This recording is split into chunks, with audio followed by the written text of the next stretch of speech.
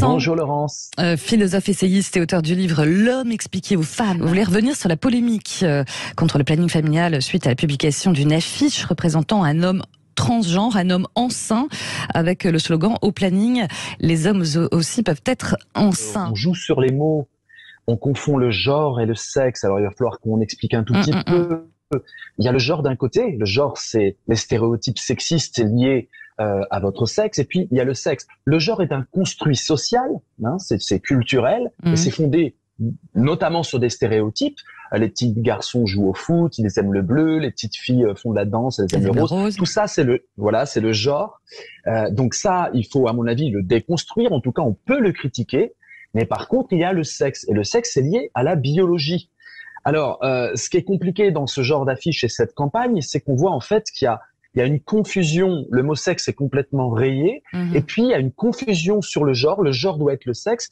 Finalement, c'est extrêmement pernicieux. Et d'ailleurs, quand on voit un peu le lexique du planning familial qu'ils appellent le lexique trans, on voit en fait que le mot sexe a disparu, le mot femme a disparu, et on est un peu dans une idéologie du genre. Et ça, c'est la première critique que j'adresserai à ce genre de campagne, c'est de la confusion, alors qu'il y a des urgences beaucoup plus sérieuses concernant le droit à l'avortement et autres. L'extrême droite adore le genre et va critiquer tout ce qui est, tout ce qui va jouer avec le genre. Pour l'extrême droite, le petit garçon doit être un petit garçon selon les stéréotypes du petit garçon et la petite fille pareil.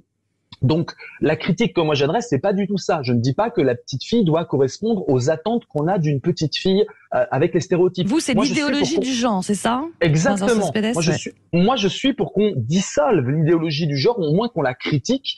Et je pense qu'on peut être un garçon en n'ayant pas du tout les traits d'un garçon attendu par la société. On peut être une petite fille et faire tous les métiers et ne pas correspondre aux attentes de la petite fille. Par contre, la critique concernant l'extrême droite, qui est fantasmatique, hein, je le dis bien, hein, il suffit de regarder sur Twitter par exemple où les polémiques sont très vives, vous le savez bien Laurence, vous regardez un peu les critiques, vous voyez qu'il y a de tout. Donc ça a été ânonné par tous les journalistes, hein, c'est l'extrême droite qui critique, mais ça c'est en fait une façon de fuir le débat. Il y a un vrai débat, en fait vous avez une opposition claire, d'un côté il y a les critiques du genre, et de l'autre côté, il y a ce qu'on appelle le transactivisme, cette idéologie qui consiste à dire aux petits garçons, si tu aimes le rose et si tu aimes la danse, peut-être que tu n'es pas vraiment un petit garçon, peut-être que tu es une petite fille en fait. Et là, du coup, on va nier la réalité matérielle du sexe et on va mettre une confusion terrible qui peut être très dangereuse quand on s'adresse à des adolescents